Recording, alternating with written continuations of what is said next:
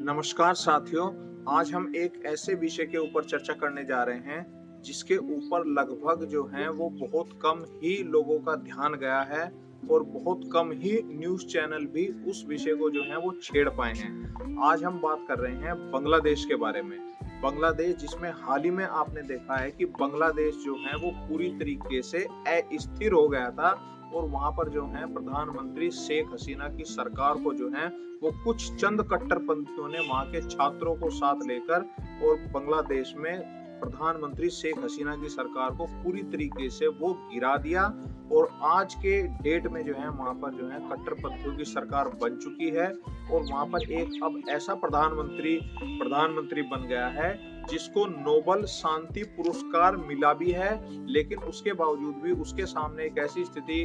बन गई है कि वो अब कट्टरपंथियों का सिर्फ जो है एक खिलौना बनकर रह गया है। लेकिन आज हम जिस स्थिति के बारे में बात कर रहे हैं वो भारत से संबंधित बांग्लादेश की स्थिति के बारे में बात कर रहे हैं। हम ये कह रहे हैं कि जब से बांग्लादेश पाकिस्तान से आजाद हुआ, लगभग 1971 में जब बांग्लादेश आजाद हुआ था, उसके बाद आज लगभग 40 से 50 साल बाद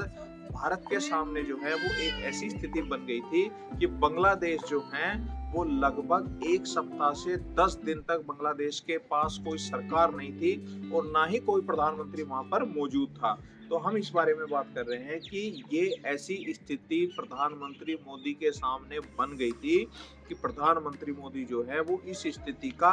फायदा उठा सकते थे और हो सकता है कि लगभग बांग्लादेश का, मैं कह रहा हूँ पूरा बांग्लादेश नहीं, लेकिन लगभग 40 से 50% जो है वो बांग्लादेश का जो बंगाल की सीमा से मिलता हुआ भूभाग है, क्षेत्र है, वो भारत में मिलाया जा सकता था और स्थितियां बिल्कुल भारत के अनुकूल थी, भारत के फेवर में थी। और आज लगभग जो है वो भारत इतनी ताकतवर देश के उसमें एक स्थान में आता है कि भारत के पास जो है वो फौजी ताकत भी है, भारत के पास उस तरीके की आधुनिक टेक्नोलॉजी भी है जो किसी भी स्थितियों में जो है वो बांग्लादेश से निपटने के लिए सक्षम थी। और मैं ये कह रहा हूँ कि भारत के इतिहास में जितने भी प्रधानमंत्री रहे हैं उन प्रधानमंत्रियों के समकक्ष आज प्रधानमंत्री मोदी के सामने एक ऐसी अपॉर्चुनिटी, एक ऐसा अवसर पैदा हो गया था कि प्रधानमंत्री जो ये 1900 जो भारत और जो पाकिस्तान का बंटवारा होने की स्थिति जो हुई थी, या भारत का जो पाकिस्तान का जो भारत का बंटवारा हुआ था और पाकिस्तान उसमें से अलग हो गया था और पाकिस्तान में से बांग्लादेश अलग हो गया था, तो भारत के पास जो है लगभग 40 से 50 सालों बाद जो है वो एक ऐसा मौका हो गया था कि भारत जो है वो बांग्लादेश को अपने में मिला सकता था। और बस हम तो यही इस बात को कहेंगे कि ये अवसर जो है वो 40 से 50 साल बाद जो है प्रधानमंत्री मोदी के सामने आ गया था और इस अवसर को प्रधानमंत्री मोदी ने गंवा दिया। दूसरी ओर हम इस बात को भी कह रहे हैं कि जो क्या भारत के अनुकूल स्थितियां थी, भारत के अनुकूल पूरी तरीके से स्थितियां थी, क्योंकि जो बांग्लादेश की प्रधानमंत्री हैं शेख हसीना और उनके जो पिता भी थे मुजीबुर रहमान, जो मुक्ति वाहिनी के जो संस्थापक थे, जिनकी देख रेख में, जिनके संरक्षण में जो है वो बांग्लादेश जो है पाकिस्तान से आजाद हुआ था और पूर्वी पाकिस्तान को जो है वो बांग्लादेश में बना दिया गया था, वो भी हमेशा से ही भारत के फेवर में रहे, भारत के अनुकूल ही रहे। जिनकी बेटी आज शेख हसीना जो है वो प्रधानमंत्री